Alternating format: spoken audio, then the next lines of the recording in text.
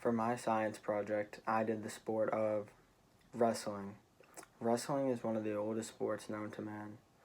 Wrestling was played in the first Olympics in the 5th century, and after a break of approximately 1,500 years, wrestling was in the rebirth of the Olympics in 1896 in Athens, Greece.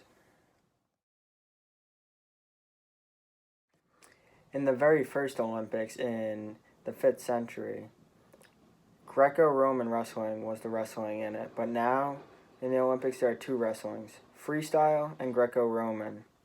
There's only one difference between the two, and that is in Greco-Roman you can only fight with your upper body in hand-to-hand combat, and in freestyle that's where you can go for leg attacks or trips. And originally Greco-Roman wrestling was a way to train Roman soldiers, and then it became a big event over time to see who was the best Roman soldier at hand-to-hand combat, and those soldiers who were the best at it would go to the Olympics.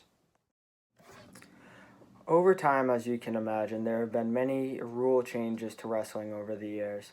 Originally in wrestling, there were no weight classes, so a 400-pound behemoth of a man could be facing a man 150 pounds. But over the years, to make it more fair, something called weight classes has been added in.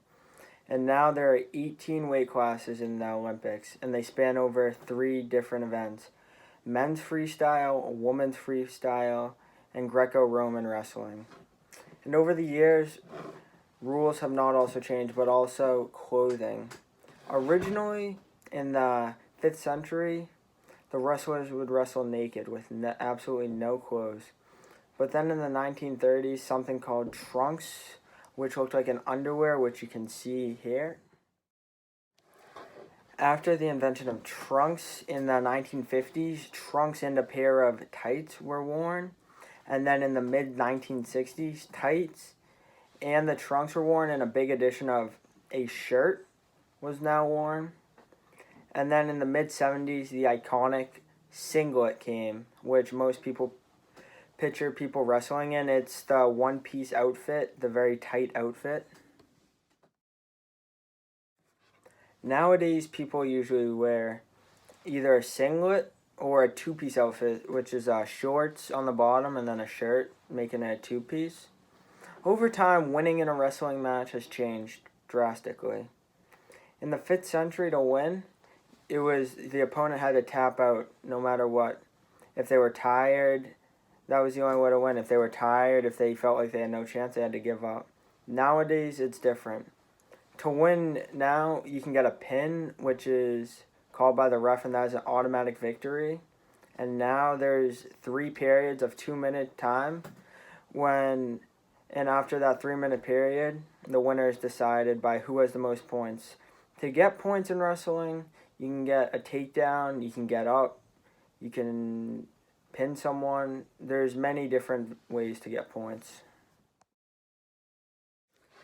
After years of wrestling, there have been a couple countries that have come out as powerhouses, and 2 of those countries are USA and Russia. Both those countries are tied with the most gold medals in the Olympics, with 132 apiece. Over the years, there's been one wrestler who has stood out the most, and that is Kaori Icho from the great country of Japan. She is the only person to ever get 4 gold medals, all of which are in women's freestyle, and she is an iconic figure in the sport. As we all know, wrestling is still a vital sport in today's society. Wrestling requires skills like focus, strength, attention to detail, and honestly just skill. And wrestling is also a very, very cool sport. We can see that knockoffs like WWE have happened off of it, and wrestling is always extremely entertaining and fun to watch during the Olympics, and hopefully will remain a very important part to the Olympics. And thank you for watching.